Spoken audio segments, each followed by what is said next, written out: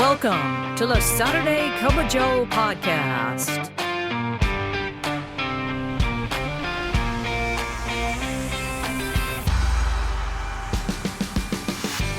This podcast is dedicated to EAS employees of the U.S. Postal Service and members of the National Association of Postal Supervisors.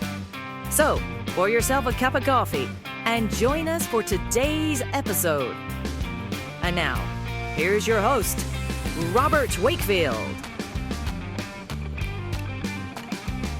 Good morning, Branch 32, and good morning, Naps family.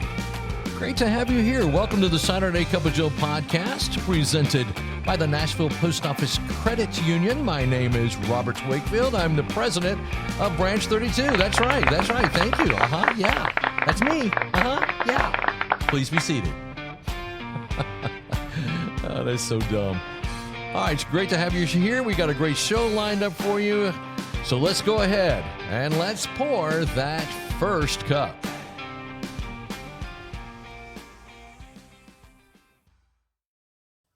This Christmas, give your budget a break with a little help from the Nashville Post Office Credit Union. We're offering Christmas loans at just 12% APR. You can borrow up to $1,200 for 12 months. And here's the best part. No payments for 60 days. That's right. Shop now, pay later, and enjoy the season without the stress. Whether it's gifts, travel, or holiday cheer, we've got you covered. The Nashville Post Office Credit Union, people helping people since 1925.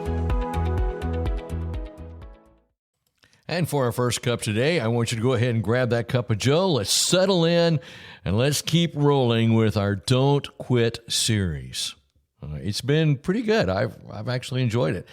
We've talked about not quitting on yourself. That was December the 6th. We talked last week about not quitting on your team, and how important it is that teamwork plays a great part during this peak season. And today I'm going to tackle. Okay, let me try that again. Today I'm going to tackle something that holds everything together, and that's don't quit on the standards. I didn't know what else to call it. The rules, standards. Just don't quit on the standards is what we're going to go with. So let me set the scene for you. When the holiday rush hits, shortcuts start looking really good. They start looking very, very tempting. And, it could be anything. Maybe it's a scan. Maybe it's bending a rule. Maybe it's letting something slide because the clock is ticking. But, the truth about it is standards aren't just the rules. I kind of picture them as being guardrails that keep us safe and consistent and credible. But as supervisors, we're the ones that have to set the tone. And if we quit on the standards, the whole operation will quit on the standards as well. I heard a story about during peak season that one supervisor thought about skipping a safety talk would save time. They got all the packages worked in for a few hours, but then the next thing you know, an accident happened. An employee strained their back lifting the wrong way. Now that 5-minute shortcut ended up costing days of recovery, of paperwork. The morale would plummet because of all the extra work that was being placed on the employees. Now, the standard of the safety talk was to protect, not to slow things down. And that moment taught everyone in the office that standards aren't just red tape. They are not just red tape. They're the backbone of safety and trust. Now, have I skipped safety talks before to get the packages done and get the mail out? Yes, I have. And fortunately for us, we did not have an accident. But it's there for a reason. Now, it depends on what the safety talk is sometimes. We had a safety talk back when I was the postmaster at Burns on hurricane safety that was done by the National USPS office. And, we had one that was talked about storm surge. We live in Tennessee. And I told my employees, now listen, I'm going to read this to you. But if we have storm surge in Tennessee, let's be looking at the end of the world. That's some kind of storm coming in. We're 400 miles away from the nearest body of water. That's an ocean. So anyway, but again, they're there for a reason, and it's there to protect. It's not just the red tape. So if I was going to give you some practical encouragement, what would it be? How do we hold the line when the rush is overwhelming? So here are a few reminders that I can share with you. First of all, know the elm. We're going to have a whole series after the first of the year. We're going to talk a lot about the Employee and Labor Relations Manual, how it's not just a book, it's the playbook, it's the rule book.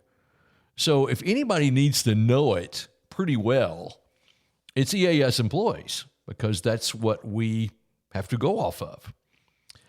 The other thing that I would say to make holding the line easier is communicate expectations clearly. Make sure that everybody knows what's non-negotiable.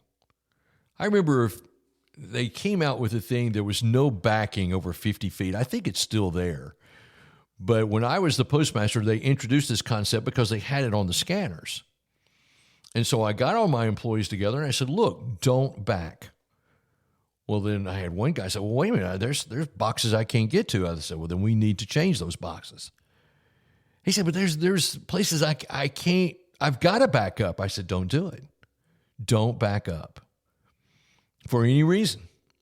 And if you do have to back up, you call me before you back up and talk to me about it. Let's talk this through.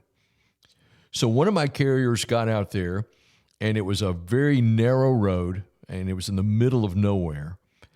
And he was going up to these 2-3 houses at the end of the road, and a tree had fallen down across the road. So he called me and said, I have no choice. This road is so narrow that I cannot back and do a 3-point turn to get out. I said, well, in that case, that's what you're going to have to do. But you always call me if something like that happens. It's non-negotiable for you to back up. That's what I told them.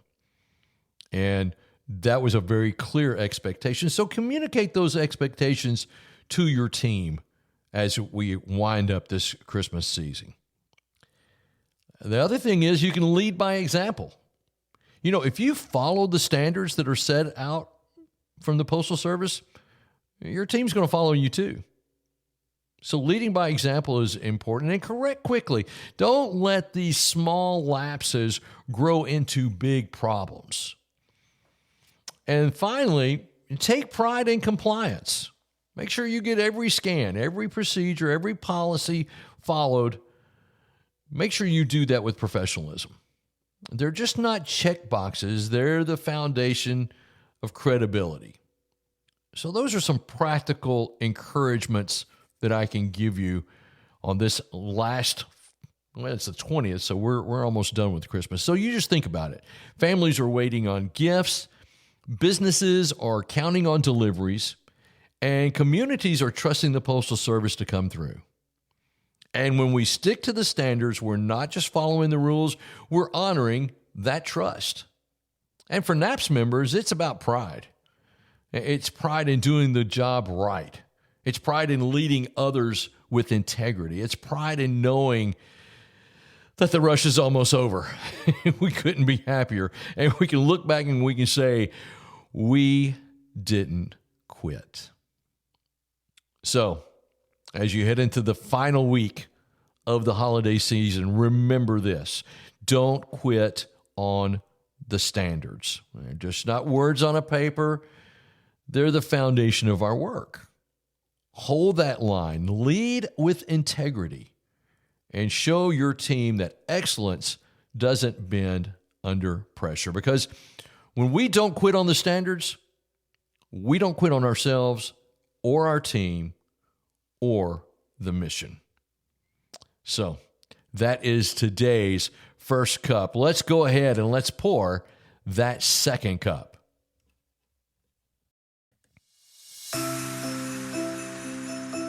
This holiday season, the Nashville Post Office Credit Union wishes you joy, peace, and prosperity. As we celebrate this special time of year, we're grateful for your trust and your membership. May your days be merry and bright, and your new year filled with success and happiness. From all of us at the Nashville Post Office Credit Union, Merry Christmas and a Happy New Year. And for our second cup, I wanted to share a story. I know I've shared this one before, but it's a Christmas story about when I was at the Burns, Tennessee Post Office. And prior to me getting there, this office had a big role in helping children have Christmas. So I got there and they said, it was getting close to, it was October, I think it was. And they said, we're going to do the angel tree again. And I said, I don't know what you're talking about.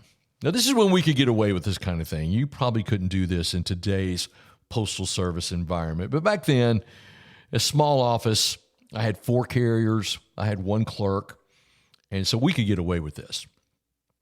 So what we did was we got with the local children agency there, Departments of Children's Services there in Dixon, Tennessee, and they provided us with names of children who were not going to have Christmas.